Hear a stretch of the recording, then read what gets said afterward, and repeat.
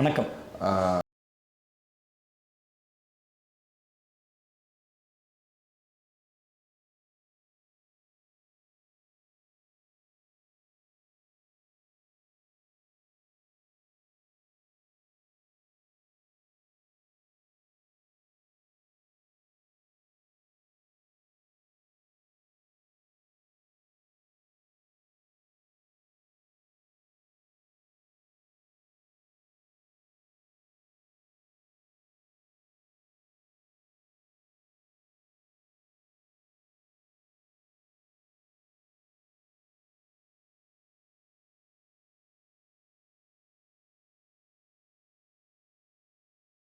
இப்போ நமக்கே தெரியும்ல, இப்போ ஓட்டப்பந்தயத்தில் ஓடுறோன்னா நம்மளோட முன்னால் ஓடுறோம் மேலே நம்ம வேகமாக ஒன்று நினைப்போம் இல்லையா?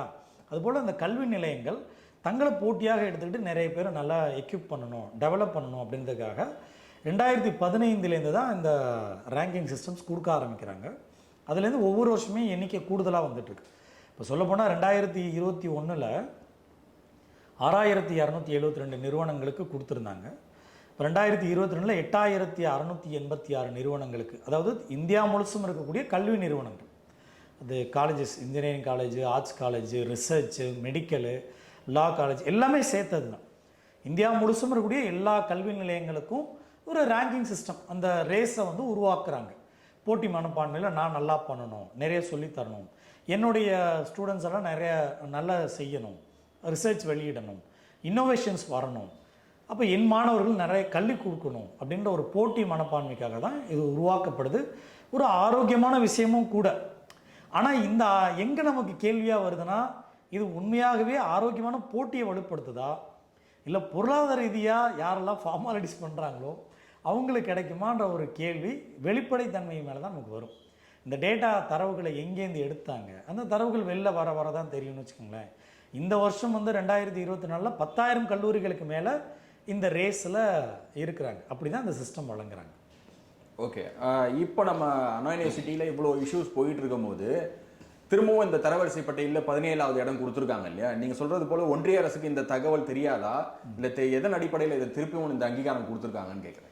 அவங்க ஒரு புரிதல் என்ன அப்படின்னா, இந்த வழங்கியிருக்கக்கூடிய டேட்டா அண்ணா பல்கலைக்கழகத்துடைய கல்லூரிக்கு சம்மந்தப்பட்டது. அஃபிலியேட்டட் வழங்கின மற்ற தனியார் கல்லூரிகள் சம்மந்தப்பட்டது அல்ல. இந்த மற்ற தனியார் கல்லூரிகளும் இந்த ரேஸில் இருக்கிறாங்க.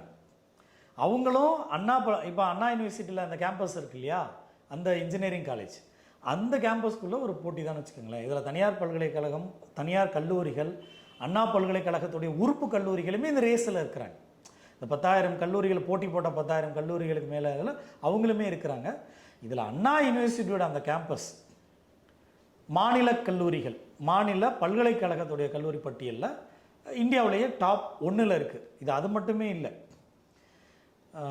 டாப் 100 அண்ணா பல்கலைக்கழகம் பொறுத்த வரைக்கும் டாப் 100ல் 20வது இடத்துல வந்திருக்கு.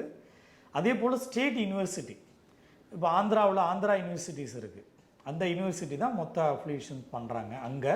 ஆனால் ஆந்திரா யூனிவர்சிட்டியும் இந்த ரேஸில் இருக்குது. அதே போல் மணிப்பூரில் இருக்குது, பஞ்சாப், குஜராத், எல்லா மாநில கல்லூரிகள் இருக்கு இல்லையா? அந்த வகையில் பார்க்கும்போது தமிழ்நாட்டினுடைய அண்ணா பல்கலைக்கழகம் ரேங்க் 1ல் இருக்குது. டாப் 50 ரிசர்ச், அதில் 17வது இடத்துல அண்ணா பல்கலைக்கழகம் இருக்குது. டாப் 10 இன்னோவேஷன், அதில் 10வது ரேங்க்கில், டாப் 10ல் 10வது ரேங்க்கில் அண்ணா பல்கலைக்கழகம் இன்னோவேஷன்ஸ் இருக்குது. அதே போல் டாப் 10 இன்ஜினியரிங் கல்லூரி, அதில் 14வது இடத்துல இருக்குது. அதே போல் டாப் 100 மேனேஜ்மெண்ட் கோர்சஸ், அதாவது இது 16 பிரிவுகளில் வழங்கினாங்க. நம்ம என்ன புரிஞ்சுக்கணும்னா, இது ஒரு தலைப்பின் கீழே கிடையாது. மேனேஜ்மெண்ட், இந்தியா முழுசும் மேனேஜ்மெண்ட் கோர்சஸை நல்லா ஹேண்டில் பண்ண அவங்க. அதே போல் சிவில், அதே போல் மெக்கானிக்கல் அண்ட் லா, அந்த ஃபார்மசூட்டிக்கல், மெடிக்கல், இதுபோல் 16 பிரிவுகளில் வழங்கப்பட்டது. அண்ணா பல்கலைக்கழகம் நம்ம வழங்கினது ஸ்டேட் யூனிவர்சிட்டி மட்டுமே இல்லை, இந்த இன்ஜினியரிங் ஹாஸ்பிட்டலில் 14வது இடத்துல இருக்குது, மேனேஜ்மெண்ட்டில் 69வது இடத்துல இருக்குது, ஆர்கிடெக்சர் டாப் 40ல் 34வது இடத்துல இருக்குது. ஸ்கோரை பொறுத்த வரைக்கும் 78.14, ஓவரால் ரேங்கிங்கில் 78.14 ரேங்கில் அண்ணா பல்கலைக்கழகம் இருக்குது. இதெல்லாம் அதை சிறப்புன்னு நம்ம சொல்லலாம். இன்னொரு பக்கம் இது உண்மையாகவே சிறப்பா அப்படின்றது சந்தேகமாகவும் நம்ம கேட்கலாம். ஓகே, இந்த அஃபிலியேஷன் நம்ம அண்ணா யூனிவர்சிட்டியோட இன்ஸ்பெக்ஷன் டீம் அஃபிலியேஷன் பற்றின விஷயங்கள் தொடர்ந்து நம்ம பேசிக்கிட்டு இருக்கோம். நீங்கள் சொன்ன இந்த தரவரிசை பட்டியலில் இந்த அண்ணா யூனிவர்சிட்டி இன்ஸ்பெக்ஷன் டீம் எதற்கு கீழே வருது சார்? இப்போ நீங்கள் மேனேஜ்மெண்ட் அண்ட் என்ஜினியரிங் அண்ட் பல்கலைக்கழகத்தோட ரிசர்ச்சு, இன்னோவேஷன், இது எல்லாத்துலேயும் இருக்கிறவங்க வாய்ப்பு அதிகம். காரணம் என்னென்னா, இந்த அண்ணா பல்கலைக்கழகத்துடைய அஃபீஷியல் ஸ்டாஃபு, டிபார்ட்மெண்ட் ஸ்டாஃபு, இவங்க தான் இந்த அஃபிலியேஷனும் பண்ணவங்க. முறைகேடுகள் நடந்ததுன்னு நம்ம சொன்னோம் இல்லையா, பேராசிரியர் போலியாக கணக்கு காமிச்சோன்னு, இவங்கள கல்லூரிகளுக்கு போய் இவங்க இங்கே தான் வேலை செய்கிறாங்க, லேப் இப்படி தான் இருக்குது, நல்ல தரமானதாக தான் கொடுக்குறாங்க அப்படின்னு சர்டிஃபை பண்ணதும் இந்த குழுக்களில் இருக்கக்கூடியவங்க தான். இந்த குழுவை சார்ந்தவங்க தான் அண்ணா பல்கலைக்கழகத்துடைய கேம்பஸ்லையும் இருக்கிறாங்க. அவங்க தான் இந்த ரிசர்ச் ஸ்காலரையும் கெயிட் பண்ணியிருப்பாங்க, இன்னோவேஷனுக்கும் ப்ராஜெக்ட்ஸ் பண்ணியிருப்பாங்க, மேனேஜ்மெண்ட் கோர்ஸுக்கும் கோர்ஸ் எடுத்திருப்பாங்க. அப்போ நமக்கு சந்தேகமா இல்லையா? இந்த முறைகேடில் ஈடுபட்ட இதே இன்ஸ்பெக்ஷன் டீம் தானே இந்த பல்கலைக்கழகத்தை கேம்பஸ்லையும் இருக்கிறாங்க. இவங்க அந்த முறைகேடில் ஈடுபட்டிருப்பாங்களா இல்லையா? நமக்கு சந்தேகம்தான். அதனால் இந்த ரேங்கிங் சிஸ்டம், ஏன்னா ரிசர்ச்சில் 17வது இடம். நமக்கு முன்னால் தெரியும் 353 பேராசிரியர்கள், போலி பேராசிரியர்களில் 175 பேர் வந்து ஃபேக்கல்டிஸ், நீங்கள் ரிசர்ச் ஸ்காலர்ஸ், பிஹெச்டிஸ், முனைவர்கள். இங்கே அண்ணா பல்கலைக்கழகம் 17th ரேங்கில் இருக்குது. ரிசர்ச்சை நாங்கள் ஹேண்டில் பண்ணணும். அந்த 175 பேராசிரியர்களில், அதாவது பிஹெச்டி முடித்த பேராசிரியர்களில் அண்ணா பல்கலைக்கழகத்தில் ரிசர்ச் முடித்தவங்களுமே இருக்கிறாங்க. இப்போ நமக்கு இந்த ரிசர்ச் மேலே சந்தேகம் வருமா வராது? இந்த ரேங்க் மீது சந்தேகம் வருமா வராது? இந்த ரிசர்ச் அடிப்படையில் தானே இவங்க ரிசர்ச் ஸ்காலரை கைட் பண்ணுறாங்க. நமக்கு சந்தேகம் வருமா வராதா? இதான் அண்ணா பல்கலைக்கழகம் தரவு வாரியாக வெளிப்படுத்தணும். இல்லை, நீங்கள் சொல்கிற மாதிரி இந்த ரிசர்ச் ஸ்காலர்ஸ் பற்றி பேசுனீங்க. இவ்வளோ பிரச்சனைகளும் குழப்பங்களும் இருக்குது, நீங்கள் அதிகாரப்பூர்வமாக பட்டியலும் வெளியிட்டிருக்கீங்க. அப்படிங்கிறப்போ ஒன்றிய அரசும் இதுக்கு துணை போகிற மாதிரி தெரியுது. கண்டிப்பாக வாய்ப்பு இருக்குங்க. காரணம் என்னென்னா, ஏஐசிடி டேட்டா கடந்த ஒரு வாரமாக இல்லை. இந்த வெளியீட்டுக்கு பிறகு தமிழ்நாட்டோட தரவு மட்டுமே இல்லை, ஒட்டுமொத்த இந்தியாவுக்கு கீழே இருக்கக்கூடிய, இந்திய ஆளுகை கீழே இருக்கக்கூடிய கல்வி நிறுவனங்களுடைய எந்த டேட்டாவும், ஏஐசிடி கீழே எந்த டேட்டாவும் இல்லை. ஏன் ஏதாவது தவறு பண்ணியிருக்காங்களா? இல்லை, நீங்கள் சொல்லக்கூடிய அந்த ஏஐசி டேட்டா பற்றி கொஞ்சம் தெளிவாக சொல்ல முடியுமா? மக்கள் ஏஐசிடி வந்து all India council for technical, AICTE, all India council for technical education. இந்த டேட்டா அண்ணா யூனிவர்சிட்டியோட டேட்டாவோட ஃபிக்ஸ் பண்ணி தான் பார்க்கணும். ஏஐசிடி தான் யூனிக் ஐடி கொடுப்பாங்க. அந்த யூனிக் ஐடி சரியாக இருக்கா இல்லையான்னு பார்க்குறது தான் அண்ணா யூனிவர்சிட்டியோட வேலை. இப்போ சமீபத்தில் என்ன நடந்திருக்குன்னா, ஒன்றிய அரசு கீழே இருக்கக்கூடிய, உயர்கல்வித்துறை கீழே இருக்கக்கூடிய ஒன்று தான் இந்த ஏஐசிடி. ஏஐசிடி மாதிரியே வேறு வேறு இன்ஸ்டியூஷன்ஸ் பாடி இருக்குது. மெடிக்கலுக்கு ஒரு ஃபார்ம் இருக்குது, என்எம்சி இருக்குது, ஆர்ட்ஸுக்கு ஒரு ஃபார்ம் இருக்குது. இந்த அண்ணா யூனிவர்சிட்டியோட ரிலேட்டட் ஏஐசிடிஇ தன்னுடைய தரவுகளை மறைச்சிருக்கு. ஒரு வாரமாக அவங்க வெப்சைட்லேயே இல்லை. ஒட்டுமொத்த இந்தியாவுடைய இன்ஸ்டியூஷன் டேட்டாவுமே இல்லை.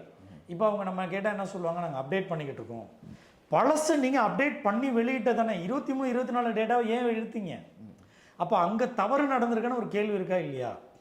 இப்போது தர்மேந்திர பிரதான் அவர்கள் இந்த டேட்டாவை உருப்படியாக அவர் பார்த்துருந்தாருன்னா, நீங்கள் ரிசர்ச்சில் 17வது ரேங்க் வந்திருக்கீங்க, யூனிவர்சிட்டி ஃபஸ்ட் ரேங்க்கில் வந்திருக்கீங்க, இதே ஸ்டாஃப் வச்சு தானே நீங்கள் இன்ஸ்பெக்ஷன் பண்ணீங்க.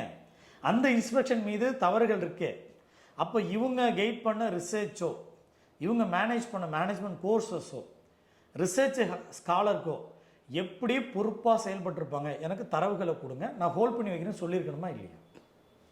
ஒரு குறைந்தபட்சம் நமக்கே இந்த சந்தேகம் இருக்கும்போது, அவர் இந்நேரம் அங்கே இருக்கக்கூடிய மிஸ்ரா ஐஏஎஸ் ஹையர் செக்ரட்டரி, அவருக்கு இந்த தரவின் மீது சந்தேகம் வந்திருக்கணுமா இல்லையா? அப்போ நமக்கு யார் மீது சந்தேகம்? இப்போ அந்த அரசும், ஒன்றிய அரசும் உண்மையாகவே மக்களை ஏமாத்துறதுக்காக பண்ணியிருக்காங்களா இல்லையா? ஒரு குறைந்தபட்ச கேள்விங்க. மாநில பல்கலைக்கழகங்களில் டாப் 1 கொடுக்குறீங்க. மாநில பல்கலைக்கழகத்தோட சார்ந்தவங்க தான் இன்ஸ்பெக்ஷன் பண்ணாங்க.